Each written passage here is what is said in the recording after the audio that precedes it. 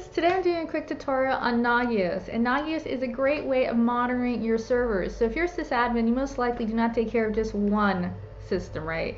Your boss is probably giving you dozens or hundreds of computers to monitor and configure and maintain constantly. So having a system like Nagios in place will save yourself some time and embarrassment when a system goes down and you don't have to be notified by the end user, or like the website's down or a service is down and they can't access a database. So this will notify you way before the end user gets a chance to tell you. So that way you can go ahead and troubleshoot it and be on the ball. So when your boss comes and asks you why the service is down, you already can say you're working on it, right? Which is thumbs up. But just keep watching and I'll show you how to set up Nagios so you can be notified if any system, service, or some kind of system threshold has been limited, passed by either email or text message, which is really great. And you can be notified day or night, night when you're sleeping, but you'll be notified, so you can go ahead and take care of that and be that wonderful employee your boss wants you to be. So just keep watching. And I am doing the commercial version, I know. So if you want the free version, which requires a few more steps to install, just let me know. I've done that installation as well. And it's not that bad, but it does take a few more steps. So just let me know if you want that tutorial, so I'll go ahead and do that. So just keep watching and I'll show you how easy it is to set up Nagios in your environment, and go ahead and set up those clients and set up your environment to just monitor a few systems so get you guys started. So just keep watching. The first step is to go to the Nagios website, so www.nagios.com, and we're going to product, and there's Nagios XI. This is the product we're going to download. It says download free trial, so let's go ahead and download that. If you skip down to the bottom, it says skip to download, so you don't have to register if you don't want to. And that's going to take us to this download page. There's a number of options that we can download off this site. If you're already familiar, already have some kind of hypervisor available, you could download a pre-configured virtual machine here. But I like doing it from the source code. That way I could install it on a machine that I have already configured to run Nagios. So it's a server I already set up. I already have a CentOS operating system pre-installed, ready to go for this installation. So I scroll down to the bottom and I'm going to download the source. So I'm going to go ahead and save that to my file system. And I'm doing this locally on the server that it's going to be installed on. So it's downloaded to my downloads folder in the account I logged in with. But to do the installation, you have to remove it to the /temp directory. From there, I'm going to extract it using tar and unzip, GNU unzip, and we're going to extract all the files. It will be /temp Nagios XI. So from there, it's pretty easy. If you do a listing of the file system, you can see there is a full install. So it's as simple as running this full install. And make sure it is executable. If you extract it correctly, it should be. So you go ahead and do a /dot, so current working directory, full installer. And it's going to take a few minutes to do this. It's going to run through a number of scripts. And if you notice, before when I did the listing there, it had a number starting with 1 and down to I think 9. Those are scripts it's going to run in that order. And then you can do various things. So now it's compiling, it's downloading, it's installing. So if you have a basic CentOS, there is no pre-configured settings you have to do in addition to get this to work. It's pretty straightforward. You move it to the /temp directory, the source code, you run the scripts, and it's pretty much guaranteed to work. I have never seen a problem doing this. And once it's done, it's going to start up a local Apache web server. So now it gives you that URL right there. And if you go to that site on your local machine, you notice it's the IP address I put up there, but if you put localhost instead of the IP, it would have worked as well. And it's going to give you some information here. Be sure to write down that administrator password. You're going to need that in a minute. And then you're just going to run install. So it's a whole bunch of PHP scripts in the back end for Nagios running here. So if it's on the program URL, you should take a note of that as well. So we're going to go ahead and click install. And once that starts, it's going to finish the installation on the local machine. And it's giving you a little heads up. Username, be sure to write that down, Nagios admin, that's pretty standard, and the password. Now if we go to the login page, we're going to go ahead and type in that login information.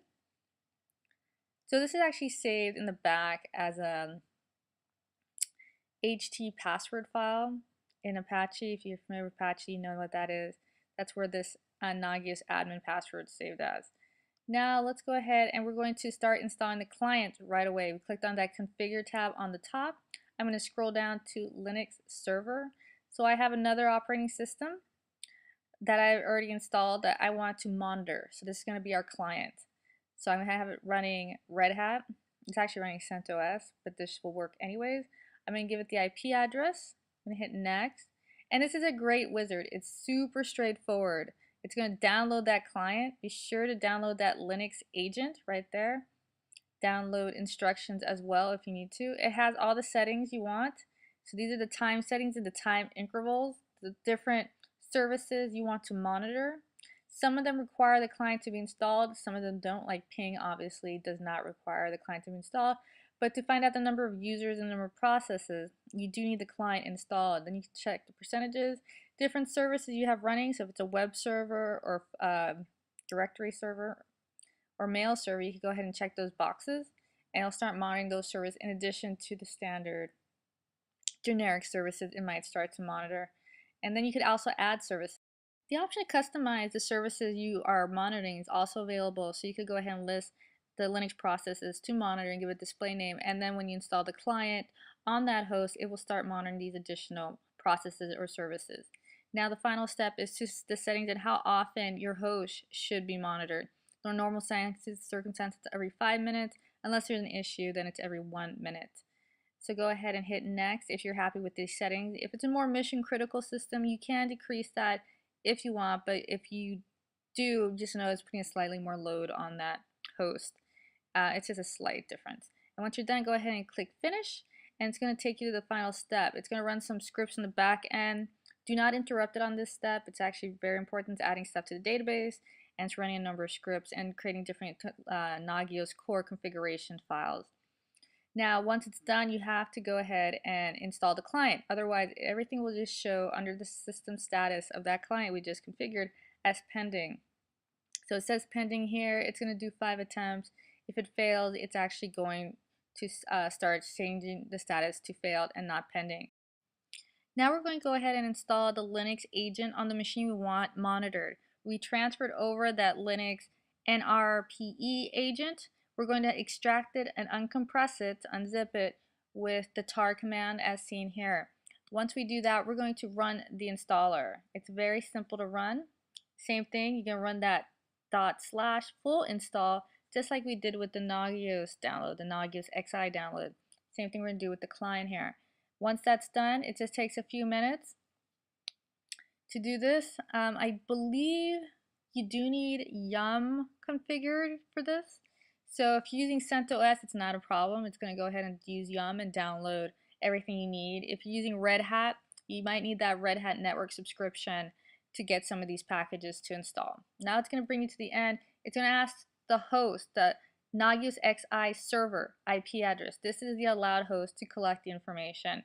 Be sure you enter in the correct host. This technically could be a point of vulnerability. After a few minutes, you should go back to your Nagios XI website. If you look under the status of your host again, after installing the client, you notice everything has been updated and the information is being collected. Next, we're going to go ahead and run the same wizard under the configuration tab on the top. We're going to run this for a Windows machine. Same thing, it's very simple. We're going to go down to where it says Windows Server towards the bottom. And if you notice, there's a number of services that could be configured. I'm just doing some of the more common ones, but there's tons of wizards, and there's actually additional more wizards you can download because this is open source. Some of this is open source, so a lot of people contribute to this. So we're going to go ahead and put in the IP address of our Windows server. And then if we hit next, it's going to bring us to this next page where it asks some additional information. Notice this is where you're going to download your agent. Be sure you know if it's 32-bit or 64-bit environment. Download the appropriate agent, save it to the local machine, and we're going to transfer this to the host, to the local host. But in the Windows case, you will need a password. So there's some password requirements there. Only letters and numbers. I don't believe they include special characters. So it is upper and lowercase. Be sure you record that. You're going to need that during your client install of the host you want to monitor. And again, similar to the Linux installation, there's a number of options and configuration settings for the services and processes running on the Windows machine that you could customize here. If you want to change these percentages around, it will affect when the machine will be flagged as a warning or failed service and when you might be notified. So if you don't want to be paged in the middle of the night, if your file system's at 95%, you might want to modify that here. Again, you can customize the processes to monitor and if different services here. There's additional documentation for this. I'm not going to go into this right now, but just know the option is here. So if you have a specific services running on your Windows machine and you want it monitored, it is possible. And same thing, you can change your monitoring settings here every 5 minutes, and if there's an issue every 1 minute, go ahead and hit finish. And it's going to do the same configuration and run the same scripts and configure the same Nagios core backend files. These are actually manually configurable if you want to go in the backend and change it. So these will be staying pending for this host until we install that Windows client. So we download and transfer over this NS client plus Windows installer. We're going to run it. Very simple installation. We're going to hit next. Make sure you put in the IP address of the host, the Nagios XI host, and make sure it's correct. And here we're going to put in our password. So I usually check the first 3 options there. Enable common check plugins, enable NS client server, and enable NRPE server. So this usually gets all my services being monitored that I want. I don't usually check the last 2.